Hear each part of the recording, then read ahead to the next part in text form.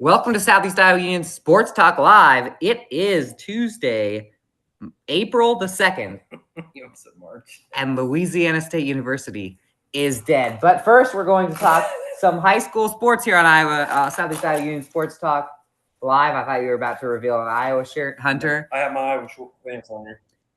Hunter does have Look, here we go. Iowa shorts on. Iowa pants, Got not these back in shorts. college. Those look cool. Those look That is comfy. I just heard myself. Alex must have us up somewhere. All right, we're up somewhere. We're hearing ourselves. We are going to so many households that I heard my voice coming over the what? Yeah, that's our producer Alex laughing because you think he realized that whatever he was just doing back there played on the show. No, Oh, they can't hear Alex when we do this. They can't hear Alex. There needs to be a big sign that says they can't hear Alex. It's like he's in her ear. I can see every time he talks, I Yes. just assume that they hear him. but Yes. What are we powered by today, Hunter? Fair. Oh, well, Wait. stupid. I messed that up. Yeah, what'd you do? I was going to say, and we're powered by an all new sponsor today, April Fools. And I forgot I was going to do that. And I blew it. Yeah, And I apologize. I Say again. I said it too fast. Fairway food stores. It's because you're ready for it. You hear the word powered. It's like a Rorschach Instantly test just goes in. or Yeah. something. Rorschach's the pictures, but you know what I mean. It's like I word understand. association. Fairway, powered by Fairway. Everyone here, down here, they were all on the Iowa train last night with us. Yep. We're gonna talk high school sports. Then we're gonna go to commercial. Then we're gonna talk Iowa LSU. Then Yep. we're gonna go to commercial. And then it's just like, who knows? You never know. What should we start with? A little track, a little soccer, a little tennis. What do you want to do? Well- Let's do it. You know what? Let's kick it off with a little tennis. Let's We've kick it talked- off with we've a little talked about tennis. the track already once this year. We have. We haven't talked about them. We haven't Would talked you like about to soccer kick it off and with a tennis, little Fairfield tennis? Let's talk a little Talk Fairfield tennis. Fairfield tennis. Yeah, so obviously Fairfield boys and girls tennis both kicked off their season and Southeast Conference play last Thursday. Both took on Fort Madison. Pretty nice night for both Trojan squads. The girls walk away, which I was at in person in Fairfield, walk away with an 8-1 win over Fort Madison, and then the boys who were down in Fort Madison on the road swept them 9-0. So great start for the season. Let's run through the results here. Emma Wendland, who's the Trojan girls, is #1 this season. Down Fort Madison's Lila Shepard, 6-1 in 2 sets. Lola Hatchett got a 2-0 victory, 6-1, 7-6. Natalie Steele in the #3 match won 6-0 in both sets. Soraya Yamaner was #4, and then Una Carter was #5. Both were winners. Yamaner won 6-1, 6-1, and Carter walked away with a 6-3, 6-0 victory. And then Hannah Applegate was the Trojans' one loss in the singles. The singles and her singles match was the only loss on the night for them. Tough defeat, 6-1 in the 2 matches. And then in doubles, Wendell and Carter won 7-5, 6-2, and Steele and Yamaner 6-0, 6-0 win. And then in the final doubles match, Marin Duncan and Faven Gamamarum were winners, 6-1 and 6-2. I hope I said your guys' names right if you're watching this, but I did my best. So the result right. Yep. And then on the boys' side, I called Andy. This is kind of how we found out that Maharishi is on the boys' side is pairing with the Fairfield boys, because I was like, ooh, I recognize some little Maharishi. Couple guys' names from last season. So Rumen Luau is now Fairfield's #1. He was Maharishi's #1 last year. He opens the season 6-0, 6-0 win. He's a great player. Looking back, Yes, to he last is. year. And then Han Wang, which you said Another Maharishi. Yeah, Steve Gerber called him Han yeah, Solo. Han Solo. Yeah, Han Solo. he is the #2, 6-3, 6-7, and then a 6-8 win for him there. Austin Loria, Ethan Cass, Rylan Anderson, and Nico Emerson all picked up 5-2-0 set wins as well. And then doubles, Luan Wang 6-3, 6-0, Lorianne Emerson 6-0, 6-1, and finally Cass and Anderson 6-1, 6-0 to sweep Fort Madison on the night. So real nice start to the season for Fairfield tennis. On the girls' side, a lot of new faces. Obviously, a couple girls were in that starting five or starting six last year, but some new girls stepping up to the plate. And then on the boys' side, obviously, we see a couple of the former Maharishi players stepping into some higher roles for the Trojans.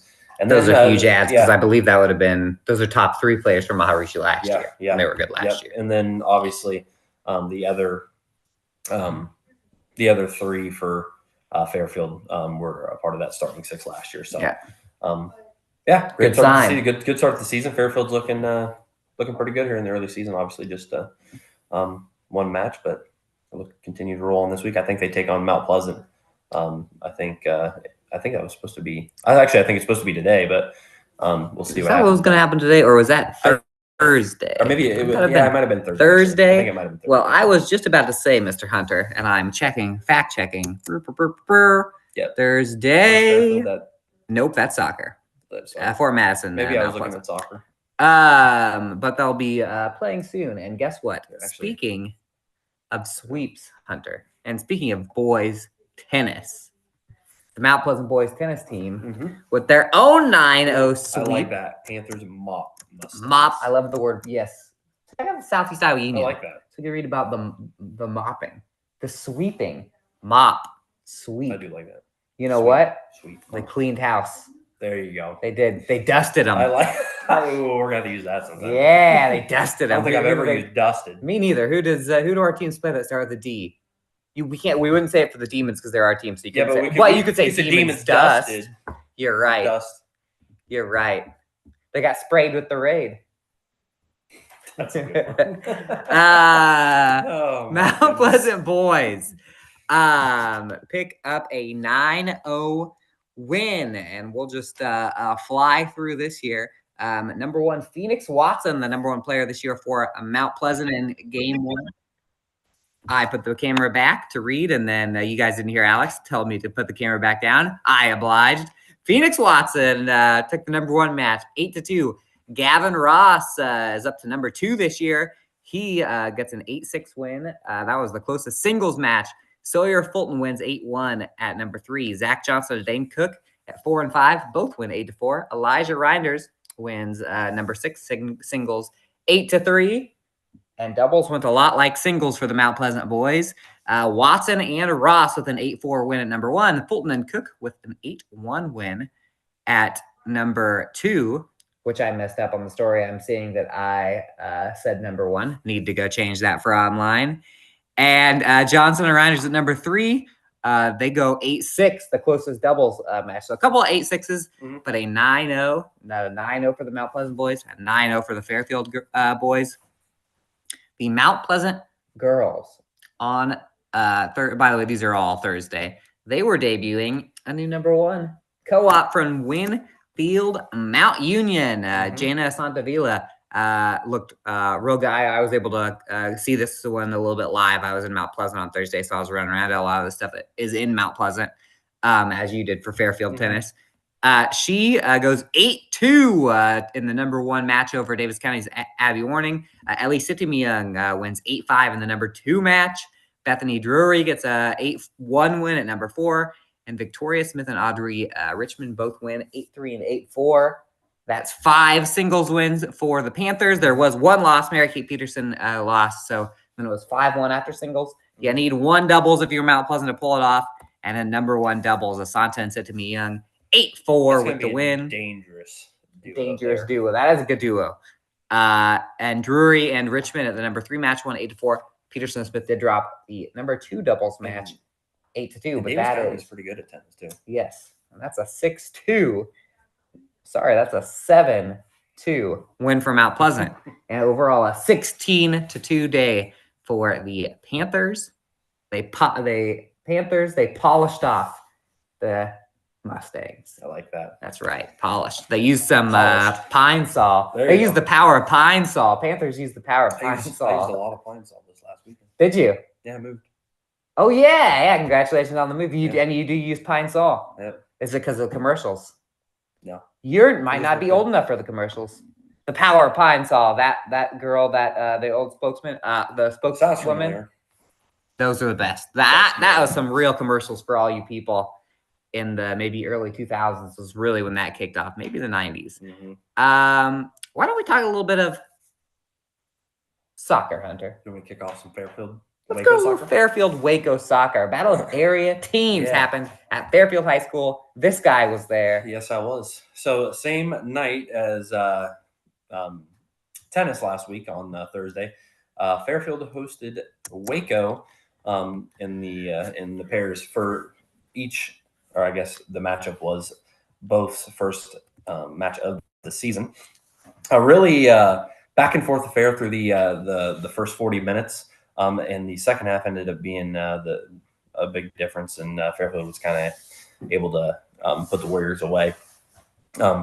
But in the first half, Carter Stark got things going for Fairfield, their first goal of the season, and the Warriors answered back with the goal from Kieran Ludigens. Ludigens got the dish from Tristan Ludigens. I'm not sure if they're brothers or cousins or something, but if they are, I'm assuming they're related. So Little family, little family connection. dish and dime connection there. One goal was pretty much, or was, all either team could muster through the first half, and then everything shifted in the second half, as I mentioned earlier. That was in large part to Fairfield senior Jackson Allen. He went in to score a pair of goals in that second half.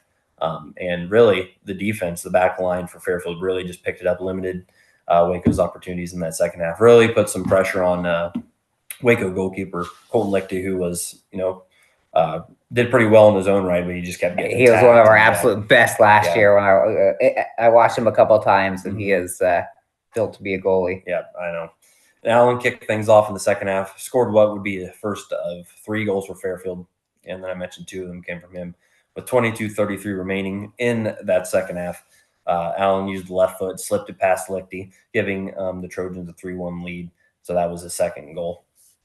And then, as I mentioned, Lichty, pretty nice game in goal. I mean, he had 6 saves, and many of those were, could have been goals for. It could have been a more lopsided score than it was, and Lichty did really well back there. And then Fairfield continued and just pushed the pace from then on out, down 3-1. The final goal came from Carter Moore, which, if you know anything about Fairfield soccer, he's one of their best defenders. He's been one of their guys He for a while. Drilled it from about 10 yards outside the box, and there was just it wasn't really anything Lichty could do. It was just it was an incredible strike. All Union football kicker, correct? Right. Yeah. Correct. And wrestler. Yeah, all Yeah. Union. Yeah. Yeah. Moore's doing everything. He's doing everything. He's doing more than Yeah. a lot of Oh, other I like that. That's good. So the stats here: Jackson Allen, 2 goals for Fairfield. Carter Stark, Carter Moore, each with 1. Stark also had 1 assist. Ben Truong, Rowan Ness, and Chaz one Tuca. I don't even know. One-Tuca. That's how I'm rocking with it. Chaz. Hopefully I get your name right. We'll hear it. They over the intercom. all had 1 assist as well. And then Dalton Drish is in goal for the Trojans this year. I think he bowls as well. Gave up just the 1 goal, 4 saves as well. And then Kieran Ludigens had the lone goal for Waco. And then, as I mentioned, Tristan Ludigens, 1 assist. Colton Lichty, 6 saves. So Fairfield now 1-0. We'll take on Mount Pleasant on Thursday, this coming Thursday in Waco. Played Notre Dame on Monday. Don't have the result for that, but there were other Drishes that played keeper in that family. Really? I believe so, but I tried to search it up so I could say it, but that's it. A little more soccer for you. Mm-hmm. How about the Washington Demons against the Highland Huskies? Little boys soccer action and a 5-0 win for the Demons. Scored 3 in the first half, 2 in the second half to knock off to knock off the Highland Huskies at Washington Wellness Park. And a hat trick alert and 3 goals for Washington's Emmanuel Raimundo. And we've got a breaking news bulletin, Hunter. Emmanuel Raimundo is tied for the program record in career goals with 33. Little man, not a little man, a big man named Zach Stout, who was a very good player for the Demons a few years back. They're tied at 33. One more, and Raimundo will be the all-time Washington boys soccer leader in goals. The Demons also got a goal from Angel Mata and a goal from Edwin Cortez. Logan McFarland for Highland had 4 shots, but the Huskies could not quite get one past freshman Braden Tepon for Washington. Stepping in. Yes? I was just looking at Just looking at the stats. It's a good story. That's the kind of reaction. Aiden Havel had 18 saves. Yeah, he had. Oh, man. Yes, he did. Yes, yeah, he did. He got Aiden Havel, 18 for Highland and net. So that is a huge amount that he had swat away. That's tough. So he got peppered. That pepper. That's not really a cleaning thing, but that kind of works on. Girls soccer, a tough one for Washington on Thursday. They lost 1-0 despite getting off a ton of shots. In fact, Angeline Anderson herself got 10 shots off, 6 on goal. Giselle Marcelino had 6 shots. Audrey Anderson had 5 shots. We know that the scorers for Washington are deadly, but because a lot of those girls back from last year, names, they lost 1-0 to Williamsburg, and then last night the Washington girls took another 1-0 loss. That's at Oskaloosa. That was the only thing that actually went on last night because of the rain, or people raining out games on purpose so they could go watch the Iowa game. So 0-2 start for the Washington girls, but despite that, a ton of chances, a couple tough losses. Speaking of tough losses, a couple of losses for the Mount Pleasant soccer teams against Clear Creek Amana. I was there for a little bit of the boys soccer game. It was back and forth. Clear Creek Amana scored 1 in the first half, and then something happened in the second half after I left. Floodgates opened. They were able to score 3 more, a 4-0 win for Clear Creek Amana in the boys game, and an 8-0 win for Clear Creek Amana at CCA in Tiffin in the girls game. So Dylan White on the boys side, 4 shots. Jonah Zimmer with 2. And Ben Carthy, fresh off the track and field team, now a soccer player. And not really fresh off the track and field team that was last year, more fresh off of the cross country team. Right. Zachary LeBlanc had 10 saves for the Panthers. And then on the girls side, Teresa Warda, one of our best players coming back, she had 3 shots. None of them found the back of the net. Tori Wilson had 1. So they were both 0-1. We were supposed to have a little Mount Pleasant versus Columbus WMU doubleheader at Columbus last night. Did not happen. Yep. Right now, it's almost funny. That matchup always happens at the beginning of the year. It's always the worst weather one. Last night it got canceled, but I have been to some rough ones. Want me to jump into a little track and field action? Little track and field action for you guys. The Mount Pleasant co-ed kick off things at Maple Leaf Athletic Complex in Mount Pleasant was held on Thursday night. We're just going to go by. I'm just going to fly through kind of who did the best. It was the 3 big schools, Washington, Fairfield, Mount Pleasant, as well as Mid-Prairie. Mid-Prairie girls starred. They had a win out of Daniel Hostetler in the 1500, the sprint medley team. Brooklyn Stutzman in the 3000. So that means that Mid-Prairie swept the distance events. Distance medley team. Emma Luck won the long jump. I had a couple second places there as well. Washington girls shuttle hurdle team. Ryan Pepper, Nellie Ponce Cruz, Kendall Hunterson, and Leighton Messenger looked very fast. That's a shuttle hurdle team that's gotten a little bit better. Now they're adding a little more young talent to that team. That'll be a really good one this year. They win. Leighton Messenger wins the 100-meter hurdles. Ira Stahl in the 800. Ryan Pepper in the 400 hurdles. The Demon 4x4 team and Messenger a win in the 10. That's a lot of wins for her. And we just gotta. We just gotta postpone it. Do I have to do it? Yeah, I better do it. Do it. I better do it. But I can't click the. Not postponement. We have some postponements. Nathan Miller of Washington has said that the boys and girls track meets at Williamsburg postponed till April 15th. Boys soccer versus Hillcrest postponed. This is all Washington. Washington girls golf at Mid Prairie postponed. Oh, even boys golf tomorrow.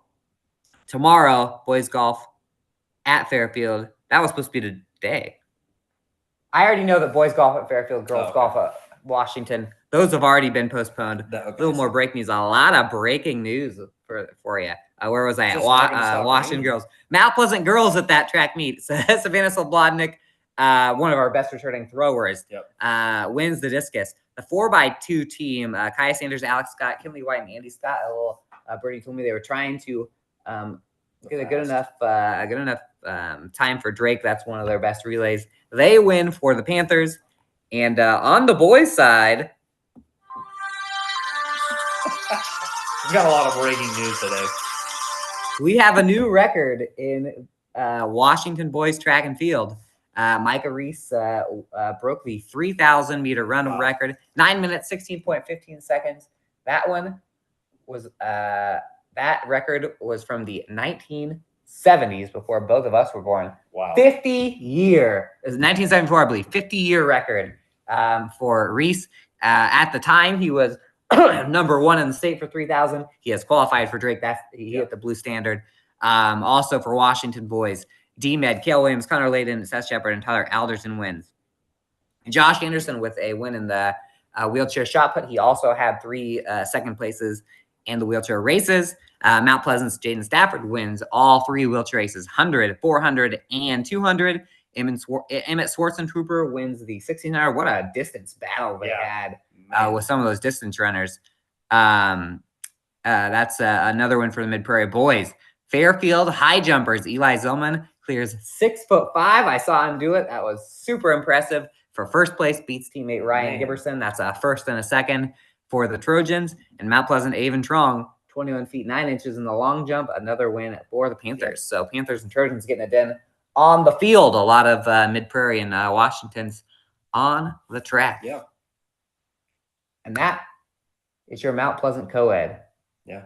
We're Always a great meet. Going to take a commercial break. When we come back, Hunter's going to tell us a little bit about Washington's Midnight Madness. And then we're going to talk a little March Madness. Yes, sir. It's going to get mad in here. It's mad. Mad. So Mad weird. TV. Shout out to Will Sasso. I'm going to look up Mad TV actors at the break. We'll see you in a bit.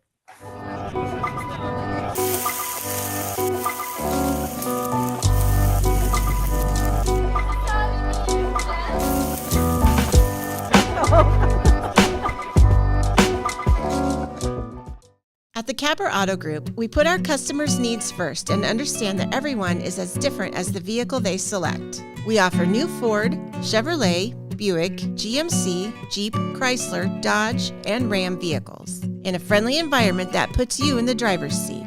When it comes to service, we maintain factory-trained technicians and competitive pricing. The Capper Auto Group still believes that service after the sale provides the best customer experience. Come see the Capper experience for yourself. Federation Bank is a locally owned bank providing award-winning customer service.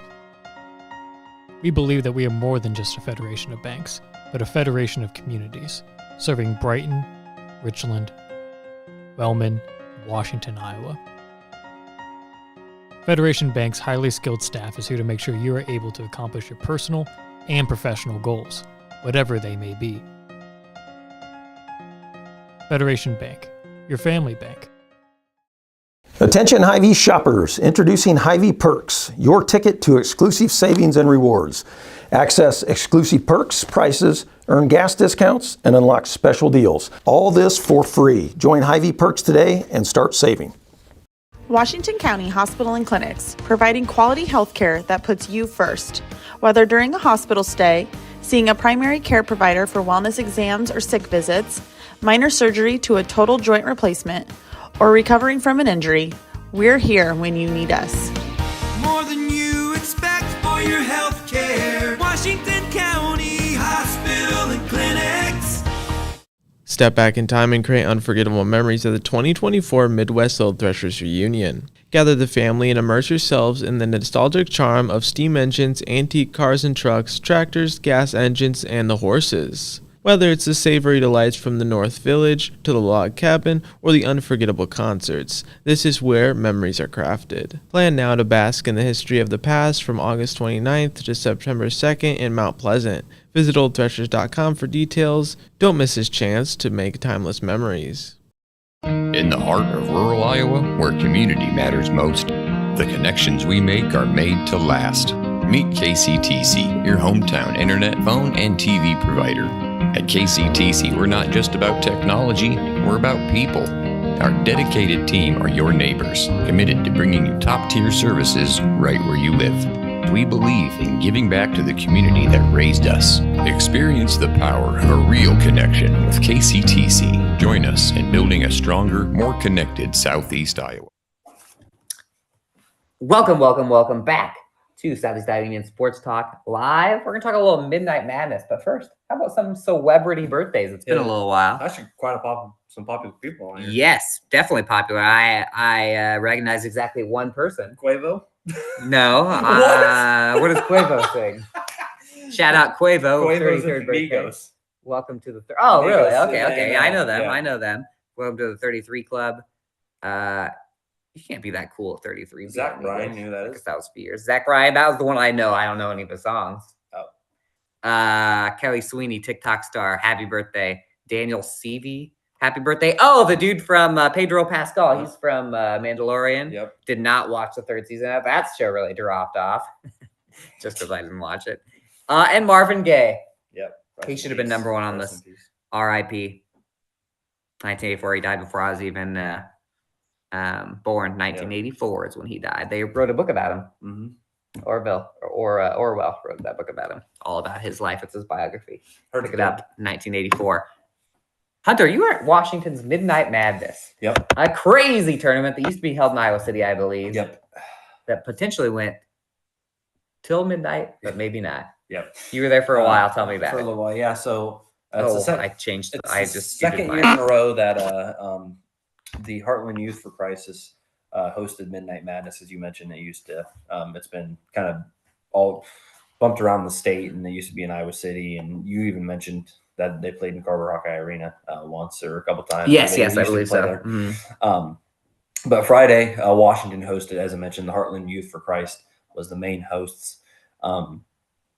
So it's a lock-in tournament, meaning once you get in, you can't leave. If you leave, then you're gone. So from 6 p.m. to midnight, students ranging from 8th grade all the way to the 12th participated in a 5-on-5 double elimination basketball tournament. Participants were given pizza while they listened to Pastor Darren Brown, and he kind of just talked about God and like his upbringing and the struggles he faced, which included prison. I was there listening when he Did was, you get some when he was pizza? talking. No, I didn't take any pizza, but really interesting pizza. to learn about his life and things like that. A really interesting guy and kind of where he's come from and things like that. But it was really cool. So after he got done talking, obviously they played the games, and basically, you know, they're playing for fun, but they're also kind of not playing to win too. After the competition's complete, there was an award ceremony. So during this award ceremony, awards are given for first, second, and third finishes, and then awards also for best sportsman, best team player, and best overall player. Yeah, it was kind of a really cool thing. Got some neat pictures, some familiar faces. We got Juan Charez from Columbus, and there's Hills Carrier from Columbus. Oh yeah, Yep. Some And Columbus then, kids. Isaac Egley from Waco. Waco had a Nice. team. Oh, wow, nice. Columbus had a team, and Keokuk won. Huh? and Were Ke- those were a lot of Keokuk high school kids on that team? maybe like a couple starters, Couple. but not like the whole starting The whole five. squad. They won it for the second year in a row. I'm really from our area that I recognize was some Columbus kids, and then I think it's mixed in with some of the Louisa Muscatine kids as well, because they were wearing jerseys that was Louisa United, and they were coached by Parnell Davis, which is cool. actually he's around this Yes, area. he is. So that was kind of cool. As I mentioned, Waco, Keokuk, those are kind of the main teams that were. Is this around technically a youth basketball tournament? Is there an age limit? No, yeah, 8th grade to 12th grade. I was gonna say let's get a team together. Once I got there, I was like, I might bring my shoes. I think let's get in it. Yeah, that's what I'm saying. But I was like, oh yeah, it's actually an age limit. Yeah, but yeah, really cool event. It's just like the ball pit at Wendy's. It's like all the most fun things have an age limit. Yeah, but Burger King, sorry. But yeah, it was a really cool event. Kind of a nice little get together, and there we go. Yeah. That's pretty cool. Guy that puts that on, John Sellers. yes, 75 years old. He's been putting it on for like 40 years. Long time. So awesome. He says he's coming to his retirement age from that.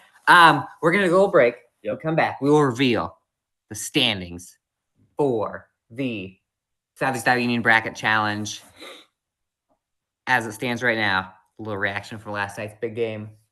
We'll be back.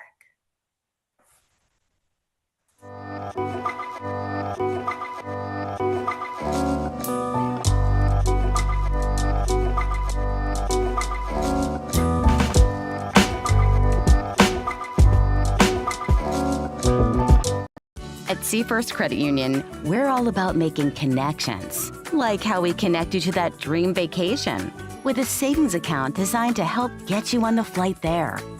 Connect with Seafirst today and see why together is better.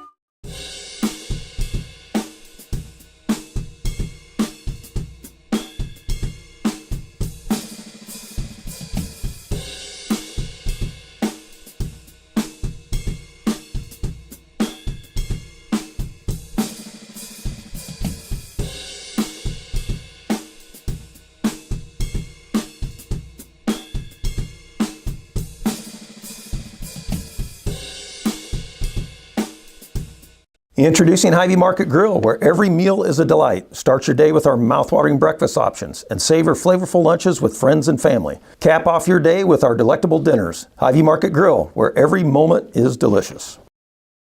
I am Melissa Westfall with Homegirl Realty. Heather and Charlotte and I have worked together for many years, and we have always had a vision to have a business together. I'm Charlotte Howard, and the good news is we bring a very high level of experience. We have a combined 80 plus years of experience in this real estate marketplace. I'm Heather Merrick, and Homegirl Realty brings a lot of things to the table.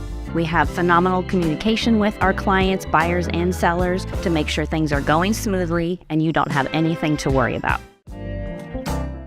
At 5 Star Community Credit Union, we want to help you lead a better life. We offer competitive rates and convenient appointment times for all kinds of loans: auto, recreational vehicles, home equity line of credit, holiday, and personal loans. We make it easy to build your credit and enjoy the good things in life. We invite you to join 5 Star Community Credit Union. We are community-minded and member-focused.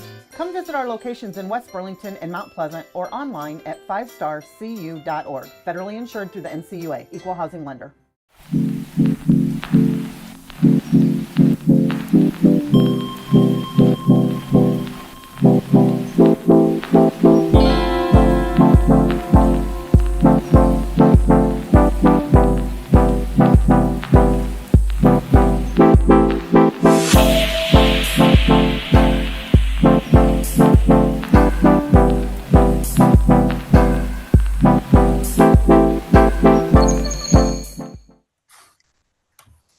Welcome back to Southeast Iowa Union Sports Talk Live and our next installment in our March Madness series.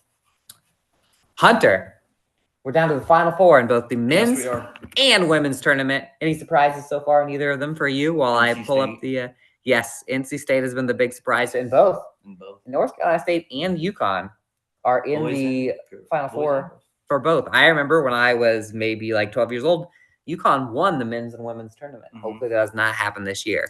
Although back then it was like UConn wasn't really. They weren't really challenged. It was like, well, no, on the boys' side anyway. The boys' teams weren't really like Like it had been a long time before they were like, Oh, I back on the see. scene, you know, I like- see what you're like, saying. remember like when Kemba Walker like took the Oh tournament by yeah, storm? he was awesome. And like their team wasn't even like talked about at all, and they just back-to-back years actually. Cardiac Kemba. They had Cardiac Kemba hit that step back against Pittsburgh, which was like one of the nastiest step backs I've ever seen in the college game. And then the next year, they won it again, but their team could say even talked about less, maybe a little more because of the previous year, but they had Shabazz Napier. Remember that name? Oh yeah, Shabazz. He was awesome. He was cool. But I think but when I was like little, I think they won both. They won the women's and the men's in the same year, a la Winfield Mount Union. I just don't remember what year that was. They used to be really good. Like, yeah, UConn. You know what I've noticed? Because Iowa plays them next to the women's. If you call them Connecticut in your brain, they sound a little less intimidating. So I would just start calling them Connecticut. Definitely UConn, it's like, oh my gosh, the basketball power. You say Connecticut, you're like, oh, that tiny little state. Like if you said you Vermont, Rhode you're Island. like, where are you going to college? And I said, I'm going to Connecticut. You'd be like, Bird. some small school. And then you're like, and if you said I'm going to UConn, you're like, yeah, okay, you're legit. Yeah, that's right. We might have our first. Well, even though it's the ever second year we've done it, and the first year we've done it for men and women's. Mike Wilson might run the table. He Actually, might. there is a good possibility he will run the table. Mike Wilson. Oh, here we go. We got a group forecast on the women's side. Ooh. It's between Look a at Stark. Washington Demon and a Mount Pleasant Panther. Mike Wilson is leading right now with 1,070 points, 44% chance to win. He's got Iowa winning the championship. Yep. Behind him is Colin Stark in third place, 960. He's got South Carolina. The ESPN Iowa hating index says that Colin Stark has a 56% chance to win the women's. By the way, in between them would be my wife, Sarah Krutzinger, second place. And we're fourth and fifth. No big deal. Well, that's both top five. I'm like last. But here's what needs to happen. Andrew Holtkamp is like last. Here it's gonna just Louisville winning it all. No wonder. But sorry, Andrew. Here's what this is like. If you go back to that Back to race, women's. it's basically if one of those two teams, if Iowa loses next round and South Carolina wins, Stark's gonna win it. Yep. And if the opposite happens, Wilson's gonna win. Wilson's gonna win. And if not, it's down to one Yep. game. And if it comes down to the national championship, then that's what it comes down to. That's what it is. That's what it comes down to. And guess what? And if they both lose, then Wilson wins it. And guess what? In the boys, I'm men's, pretty sure Wilson's already won it. a 100% chance Yep.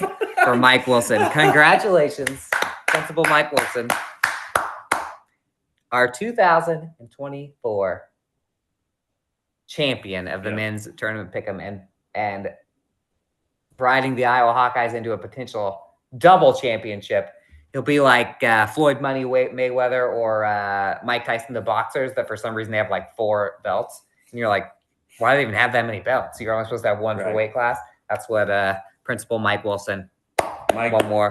Mike's gonna. Congratulations, He's never on gonna the let that inside. go either. If he doubles. Nope. It's actually disappointing for me because I had a huge run. He's the only person who has openly trash talked my brackets. I am up to 4th place in the Southeast Iowa Union. Hey, I'm in second, but I won't be in second Yes. after. I won't be in second after these next. That's right. My wife, Sarah Krutzinger. So they actually Nope. get first and second. The only thing I can be In happy both. about is that I've been literally top 2 the entire way until the Final Four. Oh yeah, Alex, our producer Alex Snyder said before this show that if South Carolina wins, he wins. Yeah, but I think we just broke news to him. Breaking news. Sorry, hold Alex. on. Hold on. Oh no, did I get it off? Gosh dang it. Do it. Breaking Alex news. will not be able to win because Colin Stark has South Carolina winning as well. Alex Snyder has made history. The first ever producer of Southeast Iowa Union Sports Talk to not win. Alex is That gonna. is- We're gonna just all of a sudden zoom in. All right, here's what I'm going to do, Hunter, because I know we were short on time. We've made it up. Yep. I'm going to allow us about 5-ish minutes. Okay. Iowa, LSU. I'm going to let you go first. What everything, the game, the reactions, the sportsmanship. Oh, I mean, Twitter, the memes. I'm going to put 5 minutes on the clock. We're going to talk about it. All right, let's do it. I'm waiting for that. I was just gonna say Ray Seiko. That was gonna have like 5 minutes and 6 seconds. I mean, it was like one of the best games I think I've watched this year. I think fast paced. Sorry. Fast paced, up and down the court. What is happening? I'm trying to set the alarm. It was fast paced. It felt like it was a national championship. It felt like this was like the end all be all of games. Like that's what it was. Just an all around great game. The game to end all games. I think, although LSU likes to play with pace at times, I think Iowa played with faster pace, and that allowed for some easy shots. I mean, you can't even count on your hands how many times Iowa went down the court, long pass, outlet pass, easy layup in the first, in the first answer. The rim was open, and and I think Iowa did a good job defending. I mean, they gave like 25 or something offensive boards to LSU, but did great to not, give them second chance points. You know who I was thoroughly impressed with? Gabby Marshall.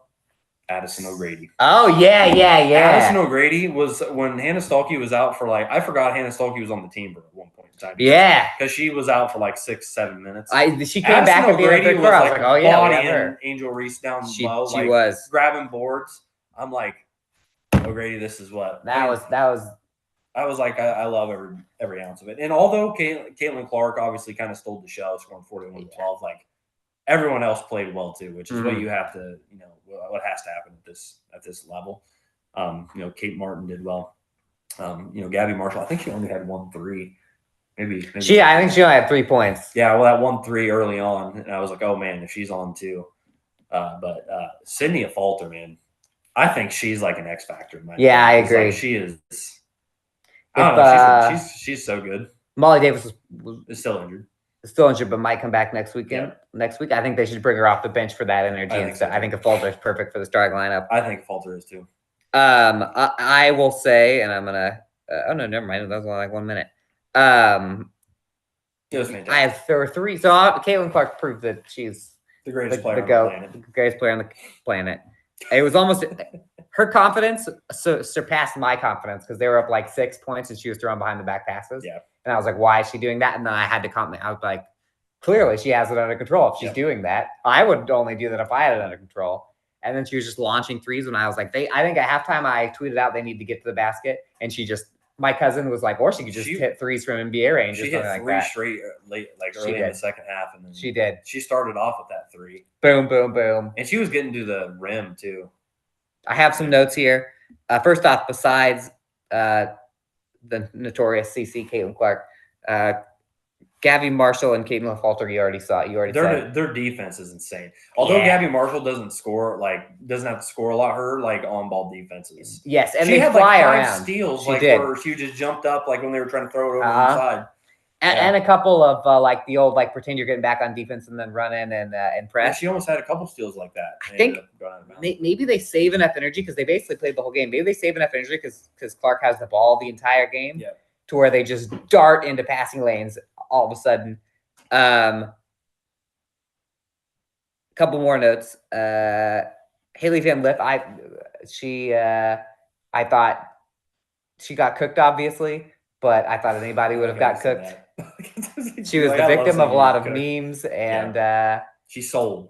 People say she sold. I follow Hater Central on Twitter, which basically just whenever an NBA player has a bad game, they'll do the thing where they'll be like Russell Westbrook, 0 for 5 from 3, 6 turnovers, and at the bottom it'll say "Have fun playing in China" or something like that. And she made history by being the first ever women's basketball player on Hater Central last night.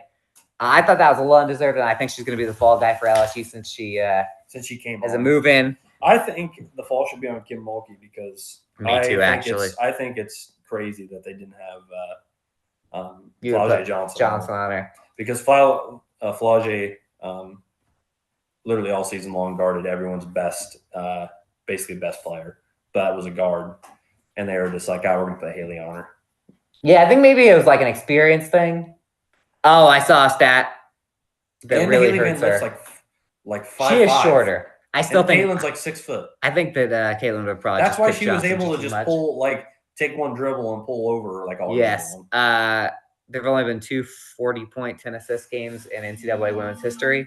Yeah. It was last night with Caitlin Clark, and then it was last year when Caitlin Clark played Louisville. I know. Which was HBO's team.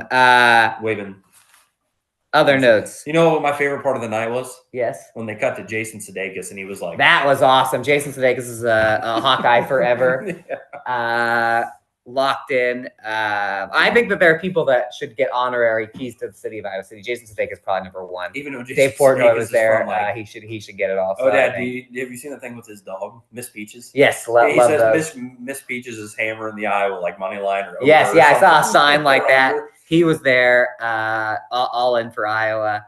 I have refs, even though Iowa won, The refs were actually good. I thought the refs were good.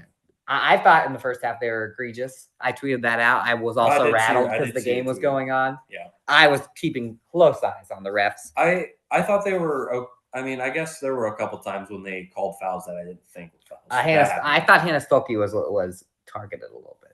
I thought there were a few times when There was she one just, time Clark jumped up and like didn't even touch Haley Van Lith, and then like got called for a foul or something. And I was like, okay, maybe that's fine. By the way, I think Stolke will probably be the one who goes off against UConn because of all this. That's always how it happens because she's the only one that really, you could say, didn't have a good game, but really she was just on the bench with fouls. Yeah. And then I watched, of course, last year, if you watched this show, you knew that I stuck my hands in the mud on the whole controversy about how Angel Reese followed Caitlin Clark around and did the whole, and just followed her. And then after they had a chance afterwards to like humble themselves, and then at the press conference, they were like, no, she deserved that because she disrespected my South Carolina. they disrespect with South Carolina by letting them shoot threes. So for some reason, and then everyone's like, well, that's just trash talk. Tell me you have never played a sport before without telling me you've never played a sport before. Like that's all the time that happens where after the game, someone gets followed around and taunted. And then they show no class on the post game. And now a year later, Andy's been waiting for this moment, people. a Andy's year been later, waiting for this moment. somehow time goes past. When time goes past, that does not happen. The emotion does not happen for me because I actually was bothered by how classy and sportsman Iowa was last. Not as much the players because I know it's the Elite Eight. They have other games. Yeah. But people on Twitter that were supposed to, like, it's like they forget. We're supposed to They be get right tricked. with you. They were supposed to be right with you. They get So- tricked. They get tricked. Everyone gets tricked because Iowa was winning. Mhm. I actually tweeted at a halftime, people that are showing good sportsmanship, you're going to wish. You were killing me with the Because if tweets. Iowa would have lost, you think it would have? No. If Iowa would have lost, it would have been shoved down our throats. Oh, for sure. By everyone. The people in the media are just waiting. My favorite tweet or post on Facebook, whatever I saw from you, was when Oh, you were from like, me. it was from you. Nice. When you were like, yeah, I'm not gonna be trash talking or anything, and then you put like 100 like emojis and Oh, that was on Facebook. Psych, April Fools. That was my And Facebook you're like, special. see you later, bums. Yeah, that was my Facebook special, only for Facebook friends like Hunter. Oh, my bad. No, that's okay. That's what I was bothered by any good sportsmanship. You know, as journalists who cover high school sports, we have to be unbiased. Right. Our entire. This is the one time we can be a fan. But because and we I don't- choose to be a because poor we sport. because we don't cover Iowa technically or LSU. Yes. And I don't really choose to be a poor sport in any other game that they play. UConn, I'll be respectful for. Andy for the only game. bases it off of last It year's was national last team. year's, and for some reason, You'll it just never bothered forget it. me You'll that never there was forget it. never any apologies. That everyone in the media took LSU's side. They're just like, that's just what happens. And then like they would interview Iowa people. They put Caitlin Clark. She'd be like, no, that's. I don't dislike them. It's just tough that we lost. It was a good win for them. And they're like, see, she just said that it's totally okay they did. Even she thinks that they should have done that. And it's like, I remember that my brain, just go back and watch this show last You were like, year. of course she's gonna say that. I was like, do you not know human psychology at the basic level, people? At basic level. And there was one point, a tiny little sign that I've been right this entire time. Last night when Angel Reese fouled out, they didn't show the replay. I didn't see any replays, but if you watched it back, Gabby Marshall, who I don't think I've ever seen do anything like taunting or anything like that, she gave a little wave like this, just a little quick wave Do you think she would have done that if in private they're not all like, we hate it, LSU, like, you know what I mean? Yeah. We're waiting for their downfall. Everyone's like, nah, I think that Iowa just respects, those girls just respect the other girls. It's all respect, really. It's like, no. Like, have you been around people in the world ever? You know that when they go back and they're private and they're not around the media, that's what they're feeling. They're like, God, we hate them. It was crazy. And then at the press conference, LSU was fairly classy, but really they kind of did the victim role. Like, oh, yeah, everyone's been it's been really tough. All the criticism we've taken. It's like they I didn't had notice that. a year to just been like, maybe we should not have gotten up in her face, and then came together as a super team. Everyone transfers to this one team. Anissa Morrow and Haley Van Lith all transferring. Oh, I will say I was wrong about one thing. Something that I talked to Hunter about is I secretly, quietly complained that Iowa didn't get anybody in the transfer portal. And Jeff Linder had a great tweet this morning that because he covers the team for the Gazette, does a great job. And he was basically like, oh, yeah, all you people that are complaining on Twitter, which I didn't, but in my brain, I was in my heart, that they didn't get anyone from the transfer portal, and said that they had enough, which I had complained about a lot because I thought that was going to be the downfall. And they were right. I was wrong. I don't know. Side note from that game last night, but I hadn't watched like Lauren Betts play.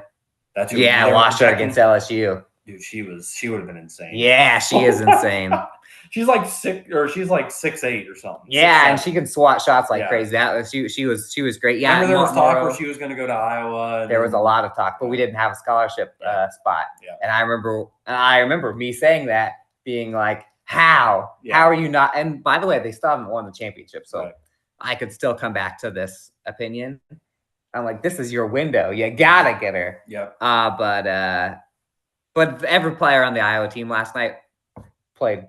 I have no complaints. Yeah. And it was a 7-point game. It was really like a 25-point game. Yeah. Second half was good. I would say it never felt, even when LSU was up, I guess it felt like I was kind of out of it. But like for the majority of the game, it never felt like Iowa should be losing.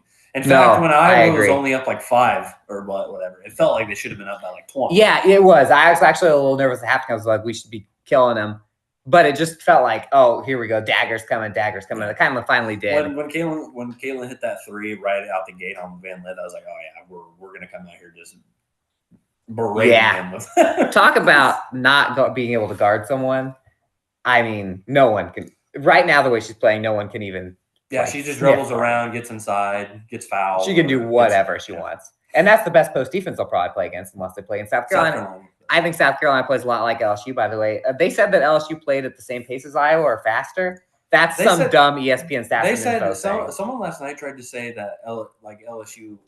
Well, they said LSU likes to play with pace, but I thought they like to play slow. Yeah, that's something wonky because that's not true. Obviously, like they might like to play fast, but they definitely are playing as quick as Iowa. Yes, exactly. So I don't. That's because the thing with that, there was a time when Iowa was slowing it down when they had the lead because they wanted to use the clock, but for the most part, I was like, let's just keep just don't let them get set up inside, which is what you saw like on the break. They just beat them down the court every time, especially when Stolke's tossing, just throwing it full length of the court, and O'Grady gets a layup one time. Kate Martin, the Falter, all got in easy layups off the break. So yeah, their passing was outstanding last night. Her passing, pretty much everybody's passing was great. It was great. I think that she had like 3 turnovers in a row, and I was like, well, why does she keep throwing like these just lackadaisical passes? And I was like, Angel Reese stole one too and laid it up, and I was like, last thing that we're gonna go. I think I said this when the Cubs won the World Series. I thought that every player on the roster was deserving of a statue because of that. I think because of how big a game this was and the entire year leading up, and that everyone was watching, I think everyone that got minutes for Iowa last night should just get a statue outside of the outside Carver Hawkeye. I think that's statue worthy. Right? Yes, obviously Caitlin Clark's going to get one, but I think everyone. I hope that Gabby Marshall's will start waiting. Retire all the banners or jerseys. all the jerseys. That's right. Retire them. We got to go. Even though I could complain / talk about this forever, we should have a second show. Maybe I'll call into some radio shows today. There you go. Maybe I'll call into some radio shows. Yeah. Just disguise yourself. This is Randy No, this is Alex Muller. I'll do the whole. That's Hunter There you Schneider. go. Anyway, This is that's Alex all we Snyder got. calling into Kate. Next week we'll be back. We'll talk a little. Obviously, we'll talk a little college basketball. Hopefully, we'll have some high school sports. It's raining like Yeah. crazy. I spoiled this, but when are we gonna see him?